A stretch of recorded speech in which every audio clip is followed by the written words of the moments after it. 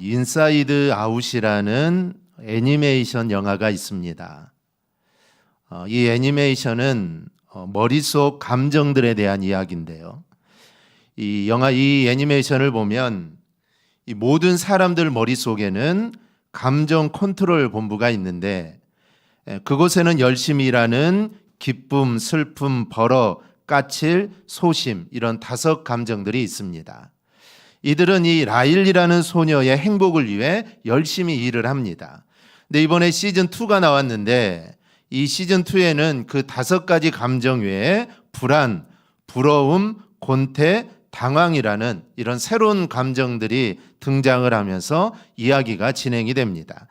그 중에 이 불안이라는 감정이 있습니다. 이 불안이는 아직 발생하지 않는 일들, 즉 먼 미래의 상황에 일어날 일들을 대비하느라고 늘 분주합니다. 그리고 불안하죠. 일어나는 않았지만 앞으로 일어날 일들을 시뮬레이션을 돌려가면서 그 일들을 미리미리 대비해야 된다. 그러니 이게 얼마나 바쁘겠습니까? 일어나지도 않는 일들을 대비하느라 그는 늘 분주하죠. 그런데 이 불안이 우리를 늘 지배합니다. 우리는 늘 일어나지 않을 일들을 생각하며 늘 불안해하죠. 아직 시험도 보지 않았는데 떨어질 걱정부터 합니다. 사업은 시작하지도 않았는데 실패할 걱정부터 하죠. 병원에는 가지도 않았는데 큰 병이면 어떨까? 어떻게 치료할까? 미리미리 우리는 걱정을 해서 그래서 우리는 늘 불안합니다. 그런데 불안이 우리를 지배하지 않도록 우리는 해야 합니다. 이 애니메이션 영화에서도 보듯이 사람의 감정은 불안만 있는 게 아닙니다. 좋은 감정들이 맞죠. 기쁨도 있고 정말 여러 가지 감정들이 참 많습니다. 그래서 이 불안이라는 것들이 나를 지배하지 않도록 우리는 늘 신경을 써야 합니다. 그렇게 하기 위해서는 1절 말씀을 우리가 기억하면 됩니다. 너희는 마음에 근심하지 말라. 하나님을 믿으니 또 나를 믿으라. 하나님을 믿고 주님을 믿는다면 불안해하지 말아야 합니다. 왜냐하면 하나님이 내가 불안해하는 일들을 해결해 주실 것이기 때문입니다. 하지만 이렇게 말해도 우리는 늘 불안하죠. 하나님이 걱정하지 말아라, 근심하지 말아라, 나를 믿으라 이렇게 해도 우리는 늘 불안합니다. 그러면 사람들이 갖는 불안 중에서 가장 큰 불안이 뭘까요? 아마 우리나라 사람은 전쟁이 일어날까 봐 늘 불안해할 것입니다. 또 하나의 불안은 죽음이나 또 불치병에 대한 불안일 겁니다. 이런 것들이 사람을 불안하게 하지만 사실 사람을 불안하게 하는 것들은 정말 많습니다. 하지만 무엇보다도 사람을 가장 불안하게 하는 것은 어려서 부모를 잃어버리는 이런 불안일 겁니다. 어떤 심리학자가 말하기를 이렇게 말을 합니다. 어린이 앞에서, 즉 자녀들 앞에서 부모가 고성과 폭력을 동원하며 싸우는 것은 마치 눈앞에서 폭탄이 터져서 사람의 창자가 튀어나와서 죽어 자빠지는 것을 본 공포와 맞먹는다라고 이렇게 말을 합니다. 그만큼 아이들은 이 부모들이 싸우는 그 모습, 소리를 치며 싸우는 그런 모습이 아이들에게 가장 큰 공포심과 불안을 심겨준다라는 것이죠. 그런데 부모의 죽음은 어떠하겠습니까? 그렇게 고성과 폭력을 동원하여 싸우는 부모가 결국은 이혼의 아이들을 버리거나 아니면 어린 상태에서 부모가 죽는 것들을 경험하는 그런 아이들의 심리적인 상태는 정말 뭐라고 설명하기 어려운 심리적이고 정신적인 공황 그 자체일 겁니다. 여러분은 이런 아이들에게 뭐라고 위로를 할 수 있겠습니까? 아마 이런 아이들에게 아무리 위로의 말을 해도 아이들은 위로를 받지 못할 겁니다. 그런데 지금 제자들과 예수님의 상태가 마치 이와 같습니다. 물론 겉으로는 이보다 덜할지 모르지만 영적인 상태로 보면 이보다 더하면 되랬지 덜하지 않을 겁니다. 그렇다면 이런 어찌 보면 영적인 공황 상태에 들어갈 만한 정말 큰 일을 앞에 둔 그런 일들을 앞에 둔 이 일들이 일어나기 직전에 과연 예수님께서 이들을 어떻게 위로하며 어떤 말씀을 하셨을까 우리가 좀 생각해 봐야 합니다. 요한복음은 14장 1절부터 너희는 마음에 근심하지 말라라고 말씀을 하시고 그리고 이어서 27절에서 평안을 너희에게 끼치노니 곧 나의 평안을 너희에게 주노라.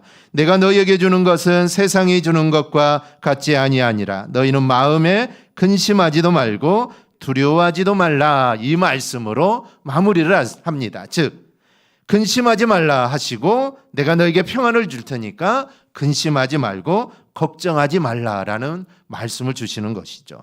따라서 2절부터 시아가의 26절 안에는 예수님은 제자들이 근심하지 않도록 아주 중요한 말씀들을 하십니다. 우선 믿음에 관한 말씀을 하십니다. 하나님을 믿고 너희가 예수님을 믿는다면 내가 지금 당장 죽는다고 해도 너희는 불안해할 필요가 없다라는 것입니다. 그리고 길이요 진리요 생명이신 예수님의 삶을 따라 산다면 너희는 걱정할 필요가 없다라는 말씀입니다. 왜냐하면 주님의 뜻대로 산다면 주님이 그런 자의 삶을 지켜주시기 때문입니다. 그리고 함께 해주시기 때문이죠. 그러니 우리는 어떠한 상황 속에서도 늘 주님만을 바라보며 살아야 될 줄 믿습니다. 우리 안에 힘든 일, 또 괴로운 일, 또 기쁜 일, 즐거운 일, 이런 일 따지지 말고 정말 늘 주님을 따라가야 합니다. 그 길이 복된 길이요, 형통의 길이요, 바로 평화의 길입니다. 우리가 살면서 이 사실을 절대로 잊지 말고 늘 예수 따라 살아가기를 바랍니다. 그리고 이어서 말씀하신 내용들이 오늘 본문의 말씀입니다. 주님은 제자들을 놓고 이제 떠나기 전에 제자들의 믿음을 굳건하게 하고 지금 불안해하는 그들의 마음을 안정시켜야 한다는 것을 아셨습니다. 그래서 제자들에게 나의 평안을 너희에게 주노니 너희는 마음에 근심하지 말라라고 하신 것이죠. 우리가 오늘 말씀을 통해 주님께서 제자들을 어떻게 위로하시는가 우리가 함께 살펴보려고 합니다. 그리고 그 위로가 우리가 힘들 때 나에게 큰 힘이 될 것입니다. 먼저 예수님은 다시 오신다는 말씀으로 제자들을 위로하십니다. 어린 나이에 부모가 죽으면 아이가 충격을 받는데 충격을 받는 이유는 간단합니다. 다시는 볼 수 없기 때문이죠. 만약에 다시 볼 수 있다면 그리 충격은 받지 않을 것입니다. 그런데 죽으면 이제 볼 수 없기 때문에 큰 충격을 받는 것이죠. 지금 예수님께서는 십자가에 달려 돌아가시는 일을 앞에 두고 제자들을 생각하지 않을 수 없었던 겁니다. 이제까지 예수님을 따라다니면서 제자들이 많은 연단을 했습니다. 많은 믿음의 연단을 했지만 실상 제자들은 예수님을 통하여 받을 고난보다는 예수님을 따라다니면서 받을 영광이 더 많이 생각을 하고 있었습니다. 그런데 예수님께서 십자가에 달려 돌아가신다고 하면 이게 얼마나 그들이 실망하고 또 그들이 얼마나 불안해하겠습니까? 심지어 제자들은 이 바리새인들과 유대인들이 생각하던 하나님의 나라에 대한 개념과 같은 생각을 하고 있었습니다. 즉 예수님이 세상에 계시면서 하나님의 나라에 대해서 계속 말씀을 하셨죠. 하나님의 나라는 어떤 것이다? 팔복도 마찬가지고 수많은 이야기를 하셨습니다. 그런데 제자들이 생각하는 하나님의 나라는 유대인들이 생각하는 하나님의 나라와 똑같습니다. 그 나라는 이스라엘의 회복입니다. 그리고 그 하나님의 나라는 이스라엘이라는 이 눈에 보이는 영토 위에 하나님의 의가 실현되는 것이 하나님의 나라입니다. 그래서 이스라엘의 주권이 회복되고 모두한 불의한 것들과 죄인들을 다 그 아래 심판하시고 이스라엘의 힘과 영광이 회복되는 것, 그것이 바로 하나님의 나라가 임하는 거다라고 그들은 믿고 있었던 것이죠. 그리고 이스라엘 백성들과 제자들은 그 가능성을 예수님을 통하여 본 것입니다. 즉 예수님이라면 오병이어의 기적들 그리고 예수님이 행하신 일들이 얼마나 많습니까? 그 일들을 보면서 야 그래 예수님이라면 우리가 기대하는 그 하나님의 나라 이스라엘 회복을 분명히 가져올 거다. 충분히 가능성이 있다라고 믿었던 것이죠. 그런데 그 주님께서 뭐라고 하십니까? 자기가 죽는다는 것이죠. 여러분 죽으면 모든 것이 끝입니다. 죽으면 모든 것이 끝입니다. 아무것도 할 수 없습니다. 아무리 능력이 있어도 죽으면 다 끝인 것이죠. 그러니 제자들이 얼마나 실망이 되겠습니까? 지금까지 꿈꿔왔던 자신들의 모든 것이 한순간에 물거품이 되어버리고 마는 순간이죠. 그리고 또한 얼마나 또 두렵겠습니까? 이 말씀이 얼마나 이해가 안 되었으면 도마가 이렇게 말하죠. 주여, 어디로 가시는지 우리가 알지 못하거늘 그 길을 우리가 어찌 알겠습니까? 이 도마가 이렇게 말을 합니다. 8절에도 보면 이 빌립이 아버지를 보여달라고 하죠. 이 말이 참 믿음 없는 이야기이기도 하지만 사실은 빌립이 얼마나 불안한가를 또 보여주는 겁니다. 예수님이 가신다고 하니까 그러면 아버지라도 좀 보여달라는 것이죠. 주님이 가시면 이제 모든 것이 수포로 돌아가고 그러니까 하나님을 좀 보여달라는 겁니다. 즉 빌립 또한 너무나 불안해 있는 상태이죠. 이렇게 불안해하는 제자들에게 예수님은 그들이 기뻐하실 만한 말씀을 하십니다. 그것은 주님께서 다시 오신다는 것이죠. 28절입니다. 내가 갔다가 너희에게로 온다는 말을 너희가 들었나니. 주님이 죽으신다고 합니다. 죽으면 이제 끝이지 않습니까? 그런데 그 주님이 다시 오신다는 것이죠. 그렇다면 다시 오신다는 말씀은 어떤 의미일까요? 우리는 잘 알고 있죠. 성령 강림을 말하는 것입니다. 즉 주님이 죽으시고 하늘나라에 가신 후에 성령이 이 땅에 다시 오신다는 것을 의미합니다. 하지만 많은 학자들은 성령 강림과 부활을 함께 말합니다. 그래서 주님이 다시 오신다는 것은 주님이 죽음을 이기시고 부활하셔서 다시 제자들의 곁으로 오신다는 이야기입니다. 죽으신다고 생각했는데 이제 죽으면 모든 것이 끝이다라고 생각했는데 그 주님이 죽은 것으로 끝나는 것이 아니라 다시 자신들의 곁으로 온다고 하니 아마 제자들의 마음은 한참 조금 한결 마음이 놓였을 겁니다. 뿐만 아니라 예수님은 내가 왜 아버지에게로 가는가를 말씀합니다. 그 이유는 아버지는 나보다 크시기 때문이다라는 것이죠. 이것은 예수님께서 하나님보다 열등하다라는 말이 아닙니다. 하나님 예수님 동등한 권위와 동등한 것을 가지고 계십니다. 그런데 이 말씀은 열등하다는 말이 아니라 현재 육신을 갖고 있는 상태로는 제자들을 온전히 이끌어갈 수 없다라는 말씀입니다. 내가 아버지께 다녀와야 내가 영광을 얻게 되고 그래야만 너희들이 능력을 입어서 하나님의 일을 능력 있게 할 수 있다라는 말씀입니다. 그래서 아버지께로 돌아간다는 사실을 너희가 슬퍼할 것이 아니라 도리어 기뻐해야 한다라는 것이죠. 즉 이 땅에 계실 때는 내가 조그만 즉 제한된 능력을 행하지만 내가 하나님께 갔다 오면은 내 능력은 하나님과 동일한 능력이 되어서 너희에게 많은 것들을 줄 수 있고 그래서 너희가 하나님의 일을 충분히 할 수 있다는 겁니다. 그러니 기뻐하라는 것이죠. 두려워하지 말라라는 것입니다. 우리에게는 승리가 보장되어 있다라는 것이죠. 그러므로 만일 우리가 이 땅에 어떤 문제를 만나고 어려움을 당해서 우리가 두려워하고 힘들어한다면 이는 문제가 큰 것이 아닙니다. 우리의 믿음이 부족하기 때문입니다. 따라서 우리가 이 땅을 살면서 어떤 어려움을 만난다 할지라도 결코 낙심하거나 여러분 결코 두려워하지 않기를 바랍니다.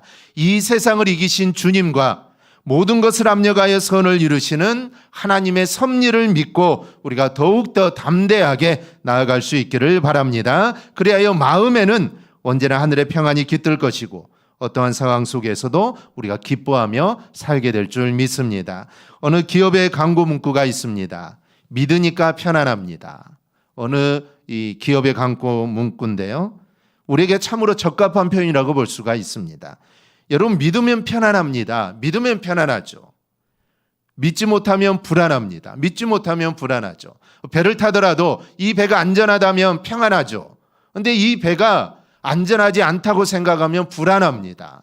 그래서 그 배를 탈 수가 없겠죠. 그래서 우리가 하나님을 믿고 예수님을 믿는다면 우리는 편안할 것입니다. 그런데 내가 하나님을 온전히 믿지 못하고 주님을 온전히 믿지 못한다면 우리가 정말 안전한 곳에 있다 할지라도 우리는 불안할 수밖에 없는 것입니다. 그래서 주님이 함께하면 안전한 것이죠. 제자들이 주님과 함께 갈릴리 바닷가에서 태풍이 불기 시작하죠.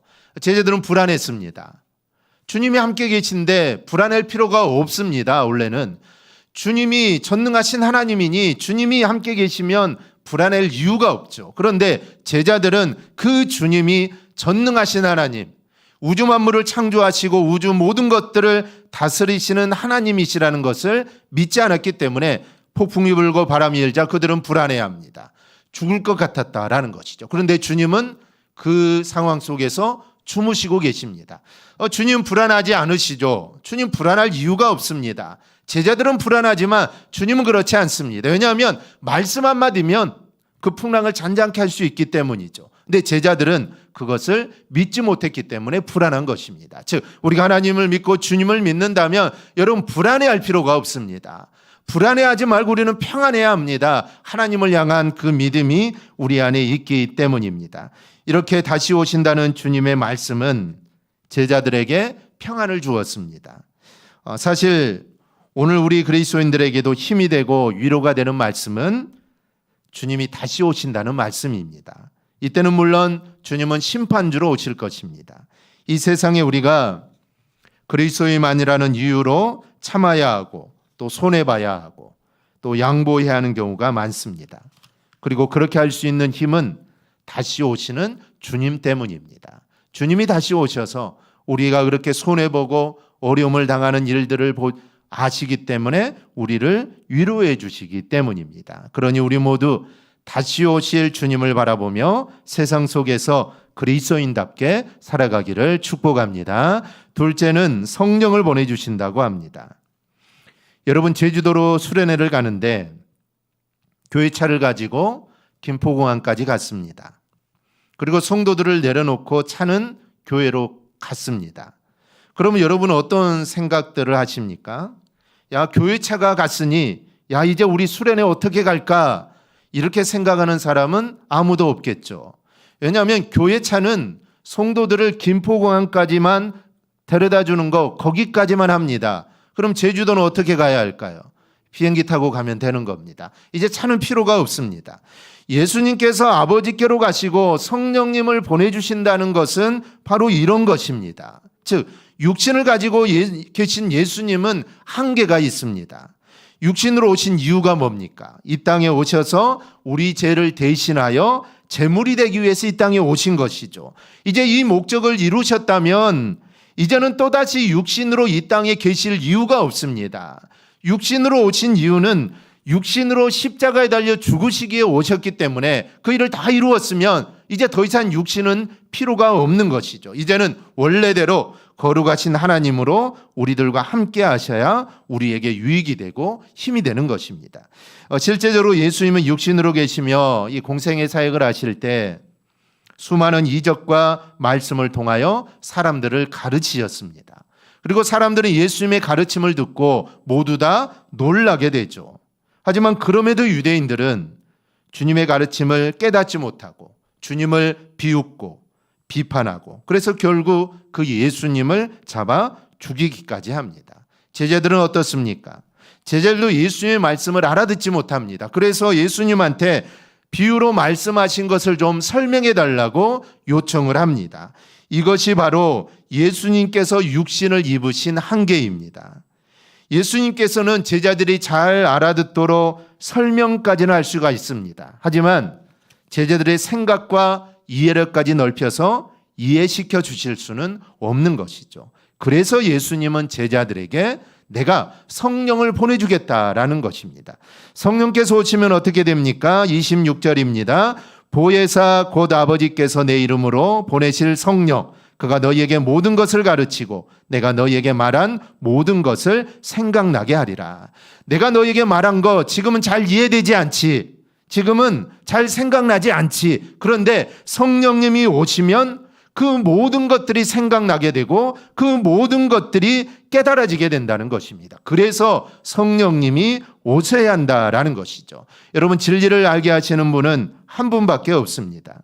그 무엇도 그 어떤 지혜로도 인간의 죄악과 구원의 진리를 깨닫게 할 방법이 없는 겁니다. 오직 성령님만이 우리의 무딘 지혜를 새롭게 하고 악한 마음들을 돌이켜놓고 또 타락한 심성을 갈아 새로운 마음으로 변화시킬 수 있는 것은 오직 성령님밖에 없습니다. 그러므로 우리 모두 성령님을 사모하시기를 바랍니다. 우리가 예수를 믿으면 예수를 믿는 그 순간 성령님이 우리 안에 들어오십니다. 너는 언제 구원받았어? 우리가 이런 말들을 많이 하는데 사실 내가 언제 구원받았느냐? 그건 중요하지 않습니다. 내가 예수를 믿는 그 순간 나는 구원받은 것이고 그 순간 성령님이 나에게 들어오신 것입니다. 어떤 이단들은 구원받은 날짜가 중요하다 생각을 해서 구원받은 날짜를 기억하고 있어야 한다 하는데 여러분 그건 중요하지 않습니다. 언제 구원받았는지 모태신앙은 언제 구원받은지 어떻게 알 수 있겠습니까? 그 날짜 정확히 알 수 없습니다. 그러니 그 날짜가 중요한 게 아닙니다. 내가 예수를 믿고 있다면 내 안에는 성령님이 와 계신 것입니다. 이미 성령님이 내 안에 계신 것이죠. 그래서 우리가 사모해야 할 것은 성령의 충만함입니다. 성령님이 내 안에 와 계시고 그러니 우리는 성령의 충만함을 사모해야 합니다. 성령님이 우리 안에 와 계시지만 충만하지 않으면 역사할 수 없습니다. 하나님의 뜻대로 우리가 살 수가 없습니다. 그래서 성령의 충만함을 구해야 하고 그 힘으로 우리가 하나님의 뜻대로 살아야 합니다. 성령님이 함께 하시면 능치 못할 일이 없습니다. 모든 것을 가르치게 하고 모든 것들을 생각나게 하십니다. 성령님께서 함께 하셔야만 육체를 따라 살지 않고 우리가 하나님의 뜻대로 우리가 살 수 있습니다. 그러니 늘 성령의 충만함을 사모하고 성령의 뜻대로 살아가기를 바랍니다. 셋째는 믿음을 갖게 하심으로 위로하였습니다. 지금까지 예수님은 불안해하는 제자들에게 위로와 힘이 되는 말씀을 해주시고 제자들에게 평안을 얻기를 원하셨습니다. 그래서 내가 다시 오마 약속하신 것이죠. 그리고 성령을 내가 보내주겠다라고 약속하신 겁니다. 그런데 이 말씀을 믿지 않는다면 헛일입니다. 따라서 제자들에게 가장 중요한 것은 믿음입니다. 예수님은 무엇보다도 제자들에게 믿음이 필요하다는 것을 아셨고 그래서 제자들에게 미리 말씀하신 이유도 바로 제자들의 믿음을 온전하게 하기 위함입니다. 이 사실을 29절에 말씀하십니다. 이제 일이 일어나기 전에 너희에게 말한 것은 일이 일어날 때 너희로 믿게 하려 함이라. 미리 이야기해서 나중에 믿게 하기 위함이다라는 것이죠. 지금은 믿지 못할 일이죠. 죽는다는 거, 부활한다는 거, 성령님이 오신다는데 이거는 지금은 믿지 못할 일입니다. 왜냐하면 한 번도 일어난 일이 없는 일이기 때문이죠. 그래서 제자들은 믿지 못했습니다. 하지만 미리 이야기해 주는 것은 나중에 이런 일이 일어날 때 너희로 깨닫고 믿게 하기 위해서 내가 먼저 말해준다라는 것입니다. 얼마나 이 자상한 말씀인지 모릅니다. 우리의 마음을 우리보다 더 잘 아는 이 주님께서 믿음이 없어서 주님을 부인하고 하나님의 사역을 해방할까 하여 미리 믿음을 굳게 하신 겁니다. 주님께서 다시 오실 것이며 약속하신 대로 성령을 보내줄 것이고 주님께서 말씀하신 것들을 생각나게 하신다는 주님의 약속을 너희가 믿는다면 너희는 두려울 게 없다라는 겁니다. 두려움에 사로잡혔던 제자들의 마음에 평안이 찾아올 겁니다. 주님은 27절에서 말씀하셨습니다. 평안을 너희에게 끼치노니 곧 나의 평안을 너희에게 주노라. 내가 너희에게 주는 것은 세상이 주는 것과 같지 아니하니라. 너희는 마음에 근심하지도 말고 두려워하지도 말라. 여러분, 주님은 이렇게 우리들에게 평안을 주시는 분입니다. 우리가 당할 일을 미리 아신 주님께서 마음으로만 평안하라라고 말씀하는 것이 아니라 실제적으로 불안할 수 있는 것들을 제거할 수 있도록 대비해 주십니다. 이 제자들에게 있어서 최고의 불안과 공포는 주님께서 십자가에 달리시는 겁니다. 그런데 그 일이 있기 전에 미리 제자들에게 피할 길을 주시고 감당할 만한 믿음을 갖게 하신 겁니다. 실제적으로 주님은 제자들을 대피시켰습니다. 자신은 원수들에게 잡혀서 죽음의 길로 가지만 제자들은 한 명도 잡히지 않도록 보호하십니다. 그래서 예수님은 제자들에게 자신을 잡으러 오는 사람들에게 위치가 노출될까 봐 일어나라, 여기를 떠나자라고 말을 합니다. 그래서 제자들을 피신시킨 것이죠. 하나님은 여러분들에게도 그렇게 하실 겁니다. 우리가 만약에 믿음이 없다면, 우리에게 그럴 만한 믿음이 없다면 시험이 오기 전에 피할 길을 주실 것이고, 만약에 우리에게 그러한 믿음이 있다면 믿음에 맞게 감당할 만한 시험을 우리에게 주실 겁니다. 그러니 결코 우리는 두려워할 필요가 없습니다. 즉 두려워할 이유가 없다는 것이죠. 믿음이 없어서 그렇다면 피할 길을 주실 겁니다. 그러니 두려워할 이유가 없죠. 믿음이 있다면 그 믿음으로 감당할 만한 것들을 우리에게 주십니다. 그러니 두려워할 필요가 없습니다. 어쨌든 우리는 그 일들을 이겨나가게 될 것이고 그 일들을 우리는 그 일 속에서 승리하게 될 것이기 때문입니다. 그러니 두려워할 필요가 없다라는 것이죠. 여러분에게 성령께서 함께 하시며 모든 것을 알게 하시고 생각나게 하시고 우리에게 능력을 부어주실 것입니다. 성령께서는 마귀의 괴계가 여러분의 눈에 보이도록 하실 겁니다. 무엇이 사탄의 유혹인지 깨닫게 하실 것이고 깨닫고 알게 하시는 성령님의 인도하심을 따라 우리가 시험에 빠져 죄짓지 말고 우리가 승리할 수 있기를 바랍니다. 이렇게 성령님을 따라 믿음으로 우리가 산다면 분명히 우리에게도 제자들에게 주셨던 평안이 임하게 됩니다. 우리 모두 주님이 주시는 평화를 누리며 살아서 어떠한 상황 속에서도 두려워하지 않고 주님만 붙잡고 주님을 믿고 하나님을 믿어 우리가 걱정하지 말고 근심하지 말고 하나님 안에서 평안을 누리는 삶을 살아가기를 주님의 이름으로 축원합니다. 아멘. 기도하겠습니다.